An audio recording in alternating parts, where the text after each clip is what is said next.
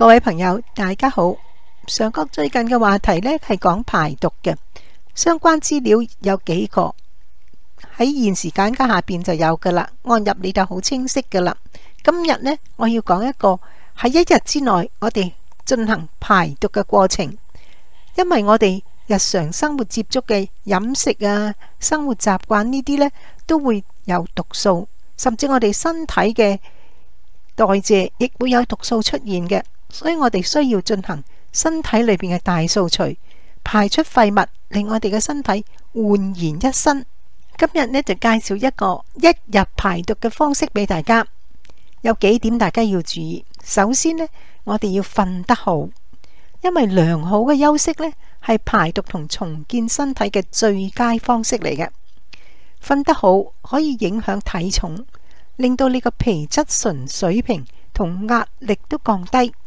改善整體嘅健康。瞓覺嘅時候呢，最好室內嘅溫度保持係涼爽嘅，咁係幫助你容易入睡嘅。記得一定要關閉你嘅手機，要唔受干擾咁瞓足7至8個小時。第二呢，起咗身之後立即要飲多啲水，建議成年人正常嘅體重最少8杯水。而因為我哋瞓覺嘅時候成晚冇飲過水噶嘛，身體會出現輕微嘅脫水狀態，所以你早上一定飲多啲水，令到啲細胞恢復翻佢嘅活力。你可以嘗試加少許檸檬汁或者蘋果醋落啲水度，一杯溫水呢，咁樣係能夠好溫和咁刺激肝臟同埋膽囊，促使佢嘅消化系統開始運作嘅。第三呢，我哋沖涼嘅時候最好能夠用冷熱水交替，先用熱水沖身2-3分鐘之後呢，再試下用30秒嘅冷水去淋一淋身。開始時比較困難啲，但係咁樣嘅效果呢，係可以提升精神，有助於刺激淋巴系統排出廢物，同時係改善血液循環嘅。我有朋友試咗咁樣嘅方式呢，佢連感冒都少咗好多噶。第四就係做啲拉筋嘅伸展運動，因為伸展操呢可以促進血液嘅循環，減少疲勞，提升心跳，同埋幫助你燃燒卡路里嘅。平時呢亦可以做多啲呢啲嘅伸展運動呢，可以舒緩你一啲好繃緊嘅肌肉，就減少肌肉嘅痛啦。第五就要食十字花科嘅蔬菜，好似椰菜花、高麗菜、羽衣甘藍呢啲啦，因為含有刺激排毒所需嘅植化素。千祈唔好煮得太熟啊，避免營養流失嘅。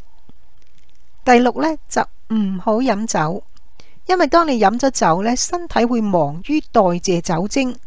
令到你食入去嘅食物嘅熱量呢更容易儲藏成為脂肪。所以我哋飲酒嘅人呢，好容易有脂肪肝啦。咁另外呢，酒精亦會令你身體脫水，同時感覺好疲勞嘅。第七呢係好特別，因為有時我哋好恨食一啲嘢，但係未必對我哋身體好噶嘛。但係我哋要俾自己有少少去嘅滿足，正視對食物嘅渴求。因為你好想食而食唔到嘅時候呢，你就會有壓力噶啦。呢個壓力對身體嘅傷害更加重嘅，咁所以呢，你如果好想食朱古力，食少少啦，但係唔好過度，咁你又可以令到自己有滿足感，咁就可以唔會有咁大嘅想食嘅壓力存在啦。第八呢，就係要寫低今日你唔開心嘅事情。因為除咗我哋生理上要排毒，心理都要噶，心理都有廢物噶，即係你唔開心嘅事情，就係心理上嘅廢物都要去除噶。所以喺瞓覺前幾分鐘呢，將你今日唔開心嘅嘢寫落嚟，無論係恐懼啦、焦慮啦，同埋你感受到任何事情你要去做而未做嘅，呢啲都係一種嘅情緒壓力。你寫低佢，就係咁簡單，寫低呢個動作已經可以幫你舒緩咗個壓力噶啦。希望大家喺一日裏邊能夠做足呢8樣嘢，咁你好容易就身體排咗佢個毒素噶啦。大家一齊努力啦！多謝你哋收聽。